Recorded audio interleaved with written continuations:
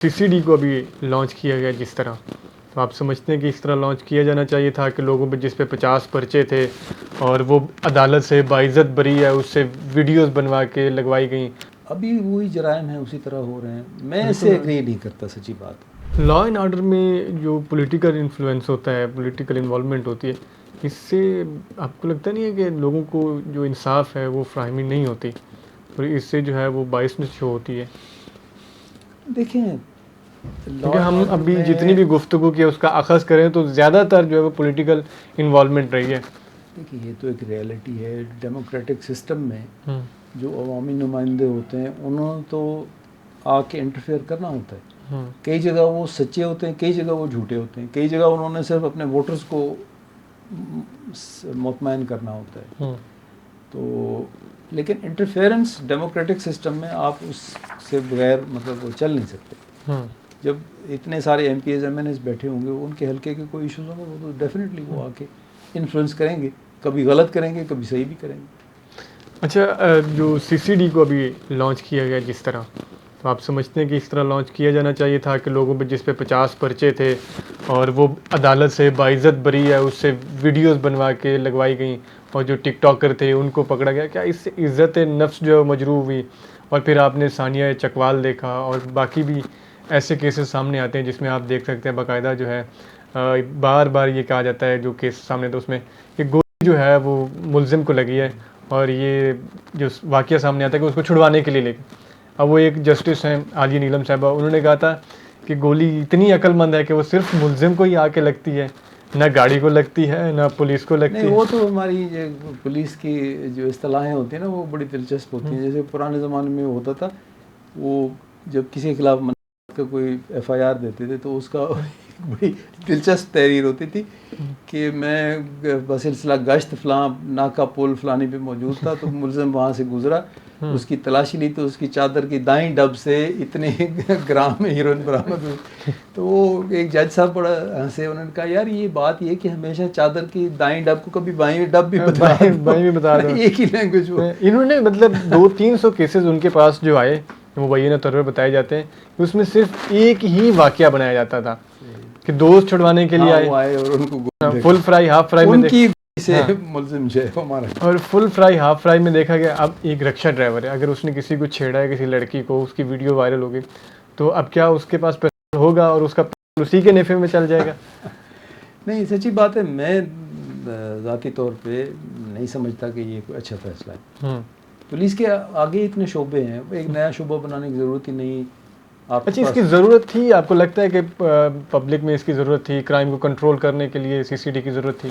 देखिए, ये सारे ऐसे, मैं समझता हूँ वो थोड़े अरसे के लिए आप लोगों को मुतमईन कर देते हैं, हाँ जी बड़ा देखे काम हो गया, पंजाब में अमन अमान हो गया।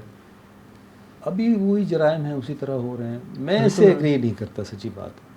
9 अगर गुनाहगार छूट जाएं, एक बेगुनाह की हलाकत की कास्ट पे, मैं समझता हूँ ये कोई अच्छी बात नहीं। 9 बंदे छूट जाएं, एक बेगुनाह नहीं मारा जाना चाहिए। एक पूरी इंसानियत का कत्ल होता है, कभी एक छोटी बच्ची का भी कत्ल हुआ है। खुद देखें आप कि ये सारा जो सेटअप बना है वो शुरू से ही कंट्रोवर्सी का शिकार हो गया। जजेस के अलग तहफ़्फ़ुज़ात हैं, पब्लिक के अलग तहफ़्फ़ुज़ात हैं। तो मेरा ख्याल है कि अगर जो पुलिस, जो डिस्ट्रिक्ट पुलिस है, जिस तरह से वो काम कर रही है ऑलरेडी, उन्हीं को थोड़ा सा आप टाइट कर दें तो ये काम क्राइम कंट्रोल करना, तो उन्हीं को टाइट करें। इस तरह कंट्रोवर्सी बनाने की मेरा ख्याल है, मैं तो इसके हक में। फिर क्या रिफॉर्म्स करनी चाहिए पुलिस के अंदर? किस चीज़ की ज़रूरत है पुलिस में? अगर रिफॉर्म्स करनी है ना, तो सबसे अच्छी अटैम्प्ट अगर कोई हुई है तो वो जनरल मुशर्रफ का पुलिस ऑर्डर था, जिसमें पुलिस को 2002 का, हाँ, उसमें जापानीज़ मॉडल को भी वो कंसीडर किया गया। दूसरे जो दुनिया के अच्छे पुलिस रिफॉर्म्स जहाँ हुई उनको देख के, उसमें ये था कि जो डिस्ट्रिक्ट SP होगा उसको हर ज़िले में सेफ्टी कमीशन बनेंगे, पब्लिक सेफ्टी कमीशन, जैसे जापान में होते हैं। जो SSP हटाना होगा तो पब्लिक सेफ्टी कमीशन में अपोजिशन के लोग भी होंगे, गवर्नमेंट के लोग भी होंगे। ठीक है। तो उनकी राय से, उनकी वोटिंग से, अगर उसको कबल 3 साल से पहले अगर हटाना होगा तो उनकी अप्रूवल लेनी पड़ेगी। इसी तरह आईजी अगर किसी सूबे का है तो वो भी 3 साल से पहले अगर हटाना है तो उसको भी जो सूबाई public service commission safety commission है उसके मेंबर्स, जिसमें अपोजिशन के एमपीएस भी होंगे, गवर्नमेंट के एमपीएस भी होंगे बराबर बराबर, तो उनको उसकी अप्रूवल लेनी पड़ेगी। अब आईजी को अगर जॉब सिक्योरिटी हो कि यार मुझे कोई पॉलिटिकल, कोई सीएम मुझे किसी नाराज़गी पे या किसी गलत काम पे नहीं हटा सकता, तो वो सही डट के काम करेगा, इंसाफ से काम लेगा। इसी तरह डिस्ट्रिक्ट एसपी को भी ये श्योरिटी हो कि मुझे इस तरह बगैर किसी एमपीए के कहने पे, जैसे वो उन्होंने कहा जी इसने वॉशरूम यूज़ नहीं करने दे तो उसको हटा दो, बिल्कुल ऐसे डीपीओ को तो हटा दिया गया था। वो उसको भी सिक्योरिटी होगी तो वो भी इंसाफ देगा, मतलब डट के काम करेगा। तो वो जनरल मुशर्रफ का जब इम्प्लीमेंट हुआ उस वक्त से ही उसको नाकाम कर दिया गया कि वो पब्लिक सेफ्टी कमीशन बनाए ही नहीं गए, उन पे आज तक अमल दरामद हुआ ही नहीं। हालांकि इन प्लेस अभी भी वही पुलिस ऑर्डर ही है, लेकिन उसको असल रूप में वो चीज़ें नहीं की गई।